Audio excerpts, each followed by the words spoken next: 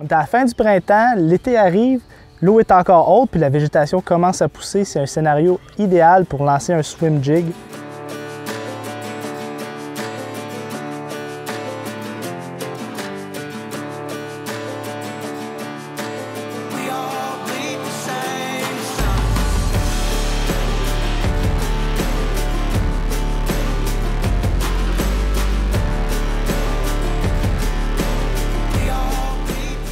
Ça, c'est un leurre qui va être attaché sur ma canne tout au long de l'été. Qu'est-ce qui fait qu'un swim jig, c'est bon en ce moment? C'est que c'est un leurre qui passe très bien à travers la végétation dense.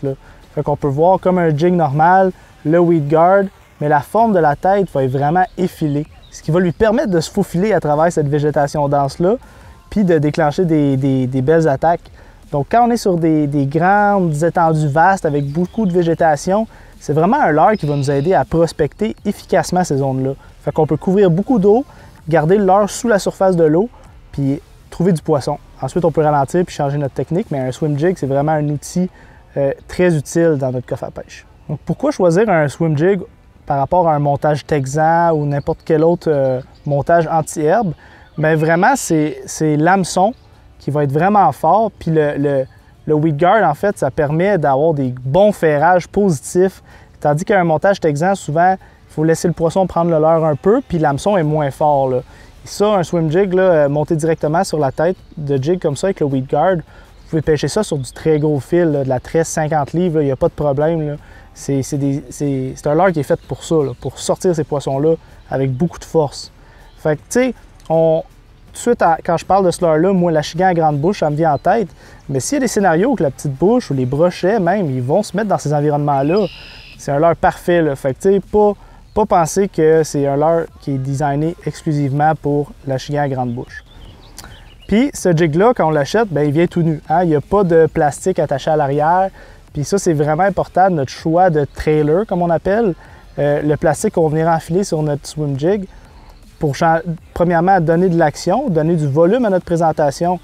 Fait que là, ici, j'ai un swim bait. C'est une façon très populaire de monter un swim jig. Puis ça, ce qui est le fun, c'est qu'on peut juste le lancer puis le ramener. Puis on n'a pas besoin de donner de l'action à ce leurre-là. Le swim bait s'en vient tranquillement, il fait ses affaires.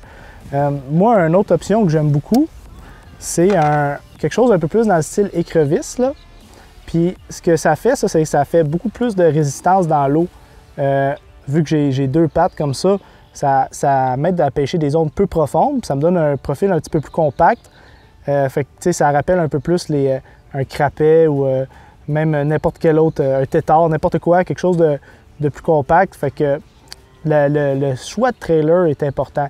Donc, si je pêche des zones où l'eau, j'ai besoin d'un profil un peu plus réaliste, l'eau est plus claire ou je veux pêcher un petit peu plus profond, le swim bait, ça va être mon choix numéro 1.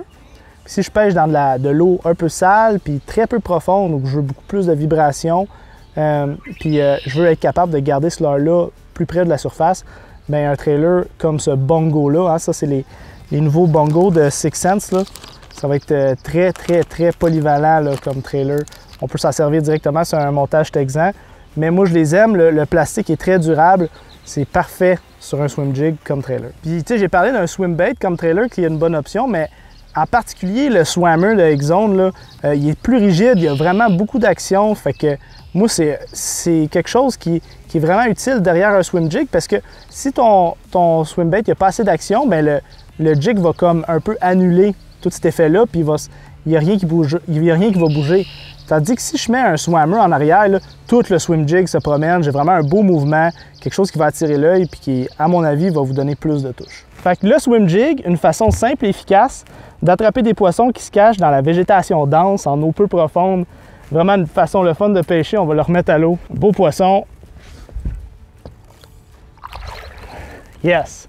Donc, un swim jig vraiment à essayer, puis vraiment une touche très le fun.